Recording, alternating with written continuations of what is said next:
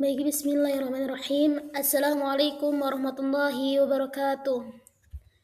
Perkenalkan, nama saya Dewi Rahmawati, nomor NIM 2486230007. Prodi Pendidikan Agama Islam, Fakultas Agama Islam di Universitas Nurul Huda.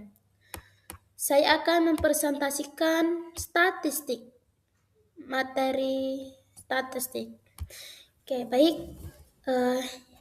Tugas yang pertama yaitu menentukan tabel frekuensi distribusi. Data terkecil dari data tersebut yaitu 27, data terbesar 91, jumlah data 10. Jadi rangnya 91 sampai 27, hasilnya 64.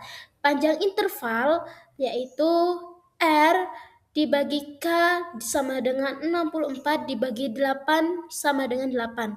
Jadi intervalnya kelas yaitu ada 27 sampai 34, 35 sampai 42, 43 sampai 50, 51 sampai 58 dan seterusnya. Nah, jadi ini hasil dari tabel distribusi frekuensi variabel 1. Dan ini variabel kedua, ini variabel gabungan. Selanjutnya saya akan mencari dengan mean. Rumus mean ada data tunggal yaitu jumlah data 50, jumlah seluruh skor variabel ke-1 2051. Nah, mean variabel ke-1 sama dengan 57,0,2. Jadi jumlah data 50, jumlah seluruh skor variabel kedua yaitu 2699, mean variabel kedua 53,98, mean gabungan dari variabel pertama dan variabel kedua yaitu karena jumlah data sama maka 50 tambah 50 maka mean gabungan bisa dihitung dengan atau langsung total skor 2851 ditambah 2699 sama dengan 5550. Jadi total data yaitu 1000. Nah, ini menentukan mean, ini mean gabungannya. Jadi mean variabel pertama menghasilkan 57,0,2 dan variabel kedua yaitu 53,98 dan mean gabungan yaitu 55,50.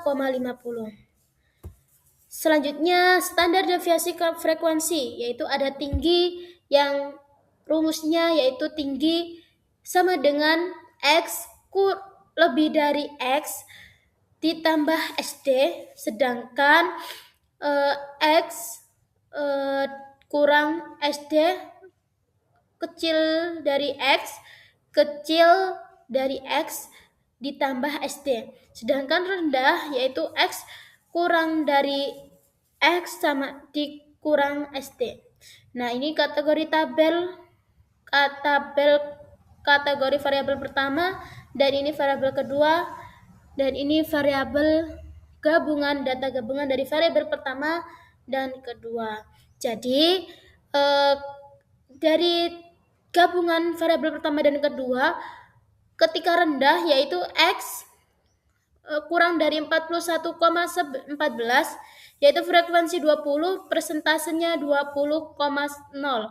Sedangkan sedang 41,14 dikurang 69,85. Jadi frekuensinya ada 65 dan persentase 65,0. Tinggi yaitu lebih dari 69,86. Frekuensinya ada 15, presentasinya 15,0. Jadi total frekuensi dari tabel tadi 100 dan presentasenya 100,0. Terus selanjutnya kriteria. Dasar kriteria dari variabel gabungan, mean gabungan X sama dengan 55,50, standar deviasi gabungan SD sama dengan 14,36. Atas kategorinya dari rendah X kurang dari 41,14, sedangkan sedang 41,14 kurang dari X kurang dari 69,86. Jadi tingginya ada yaitu X kurang dari lebih dari 69,86. Nah, ini tabel frekuensi dan persentase. Terus ini ada mean tiap kelompok, ada variabel pertama yaitu mean kelompok rendah. Jumlah data ada 11, jumlah skor 366. Ini rumusnya. Terus mean kelompok sedang, jumlah data 29, jumlah skor 1,559. Mean kelompok tinggi, jumlah data ada 10, jumlah skor 926. Nah, ini rumus-rumusnya. Jadi ini variabel ke-1 tabelnya. Terus mean sesuai dengan mean. Ini standar kriteria tetap gabungan, standar deviasi gabungan. Nah, ini. Terus kriteria variabel kedua yaitu ada frekuensi persentase. Ini tabelnya. Dan ini mean kelompok rendah. Jadi jumlah data 9, jumlah skor 306, mean kelompok sedang, jumlah data 36, jumlah skor 2064. Dan mean kelompok tinggi, jumlah data 5, jumlah skor 329. Nah, terus apakah data variabel ke-1 normal? Distribusi normal dapat dilihat melalui 1. Ukuran pemusatan data, yaitu mean, median, dan modus. Yang kedua, sebaran data atau frekuensi relatif seimbang. Ketiga, pendekatan uji normalitas.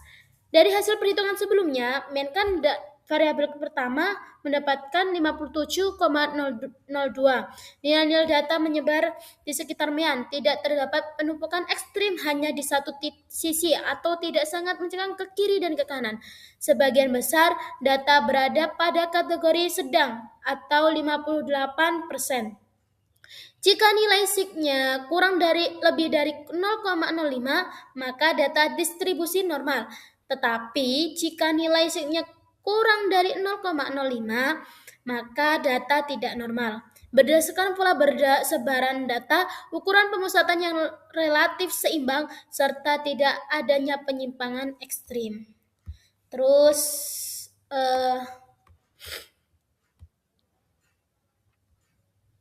kita akan ke homogen. Dasar analisis homogen. Uji homogenitas bertujuan untuk mengetahui apakah varians kedua kelompok data sama atau tidak.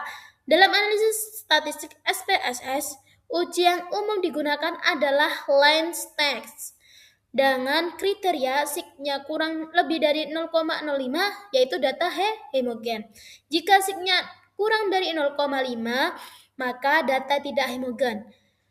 Hasil yang telah diperoleh dari perhitungan sebelumnya, standar deviasi variabel ke-1 yaitu mendapatkan 16,73 dan standar deviasi variabel kedua 11,43. Meskipun terdapat perbedaan nilai standar deviasi, selisihnya tidak terlalu besar dan masih berada dalam batas kewajaran. Kedua variabel juga sama-sama distribusi normal dan memiliki jumlah sampel yang sama. Terima kasih. Inilah presentasi dari saya ketika saya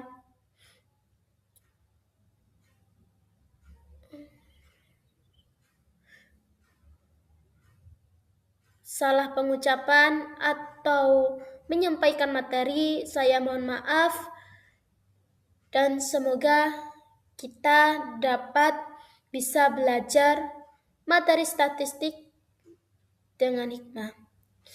Oke, baik, inilah presentasi dari saya, kurang dan lebihnya dan mohon maaf. Saya akhiri, wallahul muwafiq ila aqwamit thariq. Wassalamualaikum warahmatullahi wabarakatuh.